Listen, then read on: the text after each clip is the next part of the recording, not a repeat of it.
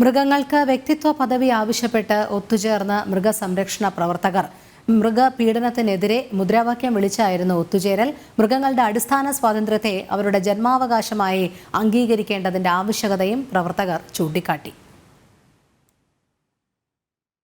വന്യമൃഗ ആക്രമണങ്ങൾ വർദ്ധിക്കുമ്പോഴാണ് മൃഗങ്ങളുടെ വ്യക്തിത്വ പദവിക്കായി വാദിച്ച് സെക്രട്ടേറിയറ്റിന് മുന്നിലെ ഒത്തുചേരൽ.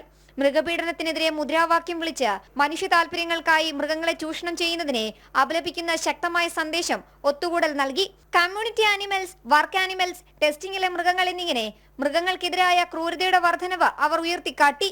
മൃഗങ്ങൾക്ക് വ്യക്തി എന്നുള്ള പരിഗണന കൊടുക്കുക. അവർ വ്യക്തികളാണ്, അവർ വസ്തുക്കളല്ല.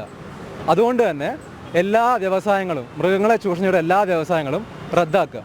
പബ്ലിക്കിനോട് ഒരേ ഒരു ഡിമാൻഡേ ഉള്ളൂ: മൃഗങ്ങളെ ചൂഷണം ചെയ്യാതിരിക്കുക, അനിമൽ പ്രൊഡക്ട്സ് ഉപയോഗിക്കാതിരിക്കുക, മൃഗങ്ങൾക്ക് വേണ്ടി പോരാടുക. പ്ലക്കാർഡുകളും ബാനറുകളും ഉയർത്തിപ്പിടിച്ച പ്രവർത്തകർ അവബോധം വളർത്താൻ ശ്രമിച്ചു.